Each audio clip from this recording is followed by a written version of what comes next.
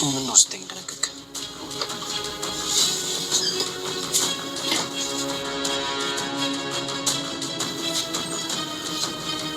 እግሯ ስራ መከካ አሰቃየች። እሺ በቃ ተልክሽ፣ እባክሽ አትልክሽ። አላለቅስም። ለአንተ ሳልነግርህ የሆነ ቦታ መሄድ ወይም ደግሞ የሆነ ነገር ማድረግ እኮ ፈልጌ አይደለም፣ ግን ደግሞ የድሮ ቤት ሄጄ መኖር እፈልጋለሁ። እሱም ብቻ ነው የጠየቅኩት። ያን እንድታደርጊ እንኳን እሱም አይፈቅድልሽም። አዎ እሱም እኮ ገባኝ። የሆነ ቀን የሚመለስሽ ቢሆን መጀመሪያም አያመጣሽም ነበር። ግን ከዚህ በኋላ እንዴት መቋቋም እንዳለብኝ አላውቅም። አዎ እሱን ከየትኛውም ጊዜ በላይ ብታስቢበት ይሻላል። አሁንም ከዛ የባሰ አደገኛ የምትሆንብሽ። ግን እኮ ይቅርታ ጠይቀኛለች። አቶ ለማስገድዷት ነው የሚሆነው። ያ ማለት ደግሞ በጣም ተበሳጭታለች ማለት ነው። በጣም ከተበሳጨች ደግሞ እንዴቷን አንቺ ላይ ነው የምትወጣው ማለት ነው። እኔ እኮ ምንም አላደረግኳትም። እስከ ዛሬ ሲሆን ምን አድርገሻት ነው? ግን ውስጥ የተፈጠረ ጥያቄ ስለሆነ ነው። ቆይ አለም አባቴ ያለ መሆኑን እርግጠኛ ነህ? ምን? የማን አባት? የኔ አባቴ ያለ መሆኑን እርግጠኛ ነህ? አንቺ ልጅ ምን አይነት ጥያቄ ነው ልከቻለሽ? ይሁን እሺ ልጄ፣ ትንሽ ጨከን አልኩብሽ አይደል? ይቅርታ አድርግልኝ። ይቅርታ። አረ ችግር የለውም ታነሽ፣ በቃ ይቅርታ አድርጌልሻለሁ። ይቅርታ አደረግሽልኝ ልጄ። እዚህ ቤት አንቺን የሚጠላም ሆነ የአንቺን እዚህ መኖር የሚረብሸው የለም። እሺ፣ ስለዚህ ከልብሽ ቅር ቤት። ምንድን ነው የተፈጠረው? የሚሞተው ሰው ነው ያለው እንዴ? ምንድን ነው የምትቀባጥረው? መቼም የሚሞት ሰው ከሌለ ወይዘሮቱ ስራ እንደዚህ መሬት ድረስ ሂዳ ይቅርታ ጠይቅ። እንግዲህ እህትን አታውቃትም።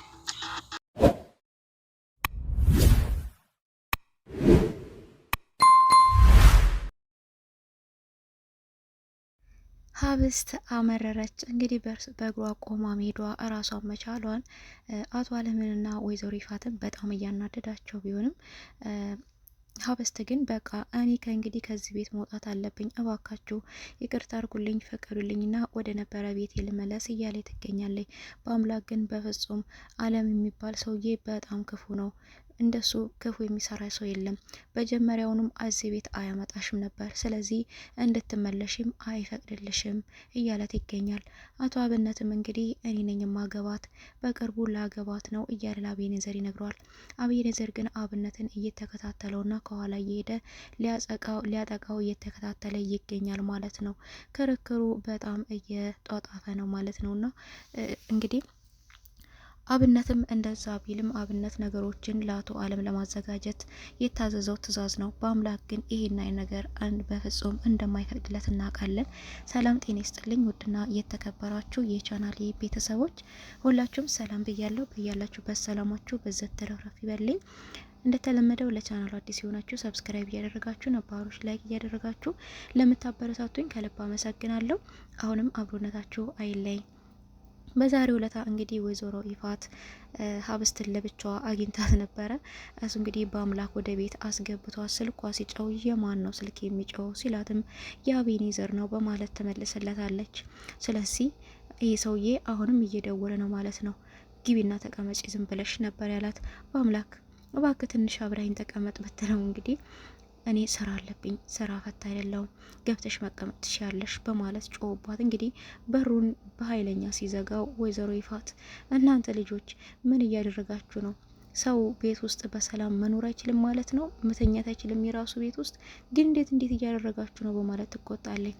ሀብስትን በጣም በመደንገጥ ክራንች ላይ ተደግፋ በጣም ይቅርታ እዚህ ጋር መሆንሽን አላየውም ነበረ፣ በአምላክ ነው ሄዷል ትላታለች። ስለዚህ ታፈስ በማለት ታፈስ ትጥራለች። ማንም የለም። በጣም ጥሩ ማንም የለም ማለት ነው።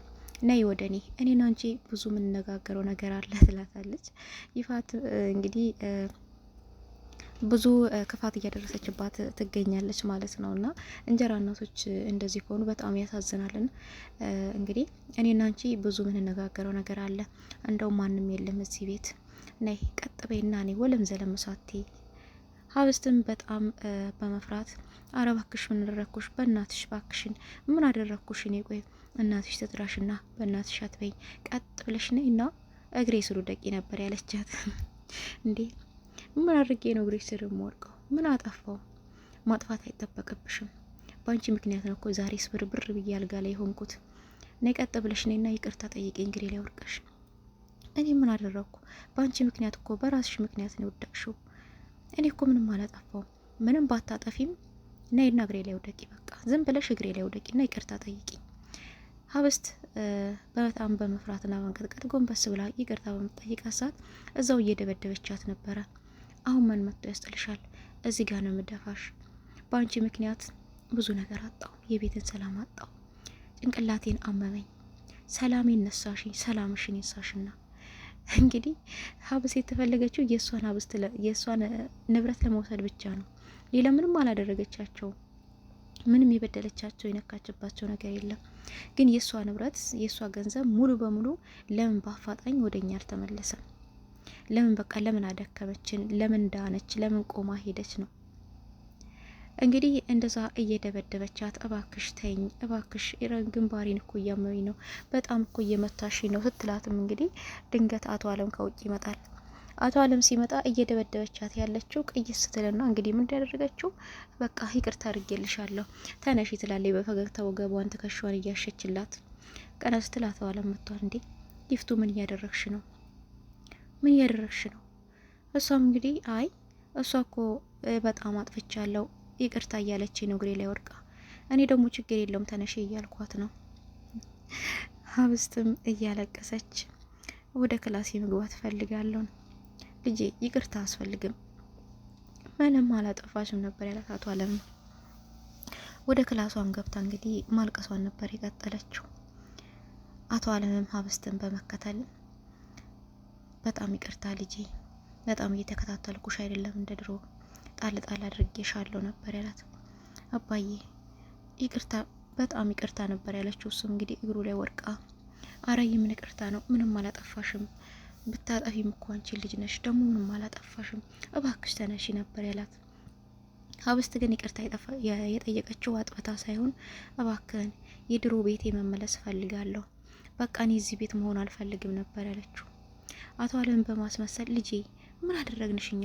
ምን በደልንሽ? በፍጹም ብቻሽንማ አልተውሽም፣ እኔ አባትሽ አለሁልሽ ከእንግዲህ እያለ እያቀረባት እንግዲህ ጉድጓዳን እየቆፈረላት ይገኛል። ይፋትን ብትሆን እኮ ኃይለኛ ስለሆነች ስለምትናደድ ነገሮችን ደግሞ ማሳለፍ ስለማትል ነው እንጂ ይህን ያህል ክፉ ሰው ሆን አይደለም። እርግጠኛ ነኝ አስገድዳሽ ነው ይቅርታ በይኛለችሽ። ቅድም ደግሞ እሷ መታ እግርሽ ላይ ወድቃ ይቅርታ ጠይቅሻለች። ሁሉም ነገር አስተካክላለሁ፣ ከዚህ ቤት የትም አትሄጂም ነበር ያላት። ወይዘሮ ይፋትንም እንግዲህ እባክሽን እቺ ልጅ ከዚህ ቤት ሄዳለሁ እያለች ነው። እቺ ልጅ ከዚህ ቤት ከወጣች ብዙ ነገር ይበላሹብናል፣ ምንም የለፋንበት ነገር ሁሉ ከንቱ ነው የሚሆነው። ስለዚህ ምንም ቢሆን ምን ዝቅ ብለሽ ይቅርታ ጠይቂያት እቺ ልጅ። ወይዘሮ ይፋትም እንዴት ነው ይቅርታ የምጠይቃት? የማንንም ነጠላ የማንንም ሬሳ እንዴት ነው ይቅርታ የምጠይቃት? በፍጹም ይቅርታ አልጠይቃትም። ክብሬስ እንዴት ዝቅ ብዬ ነበር ያለችው። ክብርሽን ተው ለጊዜው፣ ክብርሽ እንዳለ ሆኖ ግን ነገሮችን ለማሳካት ስን እንግዲህ ሀብስት ከዚህ ቤት አትሄጂም ተብላለች። እሷ ወደ ሳሎን ይዟት በመሄድ ያስቀምጣታል። በዛ መሀል እንግዲህ በአምላክ ይመጣል። በጣም ግራ ይጋባል። አብነት ጋር ቆይቶ እየመጣ ነበርና ይፋትን ማውጥቶ እዛ አስቀምጦ በይ ይቅርታ ጠይቂያት ይችል ልጅ እግሯ ላይ ውደቂ፣ አጥፍተሻል፣ በድለሻታል ሲል እንግዲህ በአምላክ በጣም ነው ግራ የተጋባው። ወይዘሮ ይፋትም እንግዲህ ሀብስት እግር ላይ እንትን በማለት በጣም ይቅርታ ልጄ፣ ቤተሰብ መሀል ደግሞ አለመግባባት ይፈጠራል። እኔ ደግሞ በጣም ኃይለኛ ነኝ፣ ቾክላለሁ፣ በቃ አስቀይሜሽ ሊሆን ይችላል፣ ግን በጣም ይቅርታ አድርጊልኝ ትላት። አረ ችግር የለውም እኔ አልተቀየምኩሽም፣ ይቅርታ አድርጌልሻለሁ፣ ተነሺ በቃ እግሬ ላይ አትውደቂ፣ ይቅርታ አድርጌልሻለሁ ትላለች። አቶ አለምም እንግዲህ እያስመሰለ አዎ ልጄ ከልብሽ ይቅርታ አድርጊላት፣ በቃ ይቅርታ አድርጊላት አለው። አባዬ ትነሳት እግሬ ላይ፣ በአምላክ ምን እየተካሄደ ነው እዚህ ቤት ቢለው፣ አንተ ልጅ በዚህን ሰዓት አሁን ይመጣል? የምትመጣበትን ሰዓት አታቅ፣ የምትሄድበትን ሰዓት አታቅ፣ ምን ይሻልሃል? ደስ ይላል። ምን ነው እህቴ ደግሞ ዛሬ ታዲያ ወዝቅ ብላ ተንበረከከች እኮ። እሷ አንተን አይመለከትም፣ ይቅርታ እየጠየቀቻት ነው። በማይገባህ አትግባ ነበር ያለው። እንግዲህ ይቅርታ ጠይቃት በሉ። ይቅርታ ታደረሽልኝ ልጄ፣ ወደ ክላሴ መሄድ አለብኝ፣ ወገቤን አሞኛል፣ ከዚህ በላይ እዚህ ከቆየው ሌላ ነገር ይፈጠራል። እሷ እንግዲህ በአምላክ ቆሞ እየታዘባቸው ነበረ። አቶ አለምም አዎ ልጄ በቃ ይቅርታውን ስለተቀበልሻት አመሰግናለሁ በማለት ነበር ሳም አርግቷት ሄደውና፣ በአምላክ ግን ምን እየተካሄደ ነው እዚህ ቤት አልገባኝም፣ ምን እያደረጉ ነው ይላት። አላቅም፣ እኔም እንዳንተው ነው ግራ ይገባኝ። አይ እኔ እኮ አሁን አብነት ጋር ነበር የቆየሁትኝ። ለአብነት ደውሎ ልጅቷ ከቤት ካልወጣው እያለች ነው፣ ነገሮቹን ቶሎ አፋጥነህ ጨርሳቸው ሲለው የሆነ ነገር ያደርጉሽ የሆነ ብዬ ነው በችኳላ እየሮጥኩ የመጣሁትኝ። ግን አልገባኝም እነሱ ምን እያደረጉ ከሆነ። ለማንኛውም ይሄ ነገር ብዙ ደስ አላለኝም። ተነሽ ወደ ክላስሽ ግቢ ነበር ያላት። ወይዘሮ ይፋትም ክላሷ ገብታ እንግዲህ ያሱ ይልቀቁኝ እያለች በቃ በጣም እየተናደደች እንዴት እዚህ ማትረባሽ ባለኝ እግሯ ላይ ወድቄ ይቅርታ ጠይቃታለሁ። አቶ አለም ነው እንደዚህ ያደረገኝ፣ አለም ነው ያቀለለኝ፣ አለም ነው በቃ እንደዚህ ያለች በጣም እየተናደደች ነበርና አለም እንግዲህ እንዴ ይፋት ተረጋጊ እንጂ በቃ ነገሮችን እኮ ለማሳካት ነው። እች ልጅ እኮ ከዚህ ቤት ከሄደች በጣም ከባድ ነው። ምንም የሚሳካል ነገር የለም። ልፋታችን ከንቱ ነው የሚሆነው። አንቺ ይቅርታዋ ስለጠየቅሻት እኮ አጥፍተሻል ማለት አይደለም። ክብርሽም ደግሞ ምንም የተነካብሽ ነገር የለም። በቃ ነገሮችን ለማሳካት ያደረግነው ነገር ነው። የእሷ ገንዘብ እኮ ከዚህ ሁሉ ይበልጣል። ስለዚህ በቃ አትበሳጭ በማለት እሷን እያረጋጋት ነበር። ይሄ ሁሉ መከራ የሚያዩት እንግዲህ የራሳቸው ያልሆነ ገንዘብ የራሳቸው ለማድረግ ነው። በአምላክም እንግዲህ አንቺ ልጅ ራሽን ጠብቂ፣ እነኚህ ሰዎች ምናቸውም ደስ አላለኝም ቢልም እንዴ ግን እኮ ይቅርታ ጠይቃኛለች ነበር ያለችው። ይቅርታ ብትጠይቅሽም አለማስገድዷት ነው። እነሱ የተነጋገሩት ነገር አለ። የራሳቸው ነገሮች እያስተካከሉ ነው። ሞትሽን እያቀረቡልሽ እነኚህ ሰዎች፣ ራሽን ጠብቂ ነግሬሻለሁ ነበር ያላት። እሱም እሺ በቃ ዛሬ አትሄድ፣ እኔ ጋር አታድርም። እንደዚህ አይነት ነገር ሁለተኛ ይደገም ብዬሻለሁ። አንድ ቦታ ማደር ምናምን የሚባል ነገር አይሰራም ነበር ያላት። እሷ ግን ምን አለበት እንደ ባለፈው እኔ ጋር ብታርና ትከሻህ ላይ ድግፍ ብዬ ብተኛ ትለዋለች።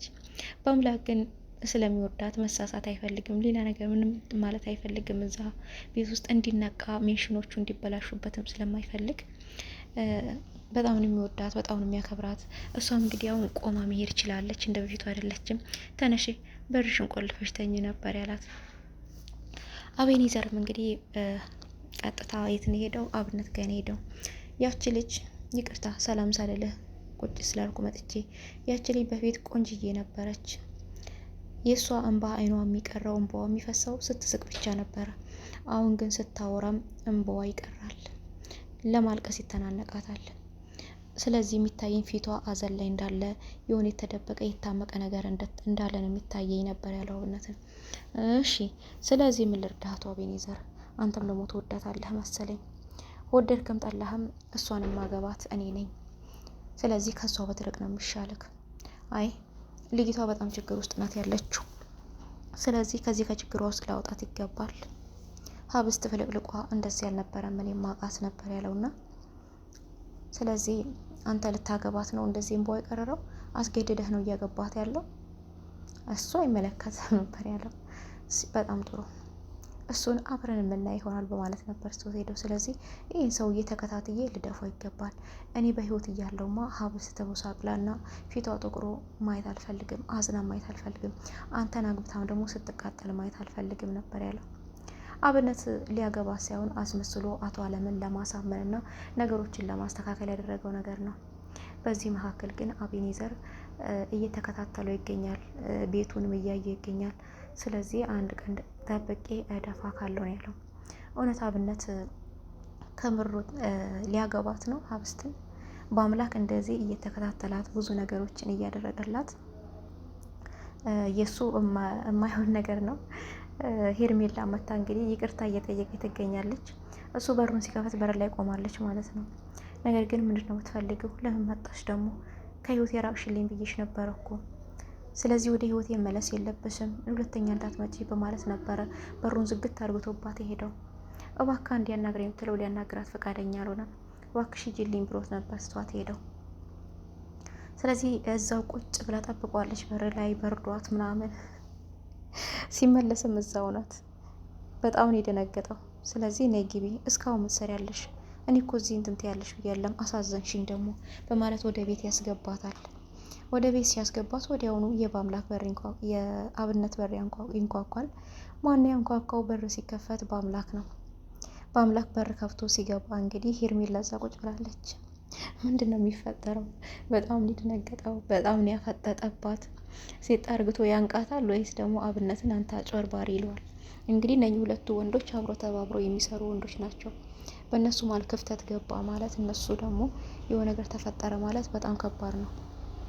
ለሀብስት በጣም ከባድ ነው ክፍተት ተፈጠረ ማለት ነው። እና ምን ይፈጠር ይሆን የሚለውን እንግዲህ በቀጣይ ይዤላችሁ መጣ ይሆናል። እስከዛው ድረስ ቸር ሰንብቱልኝ።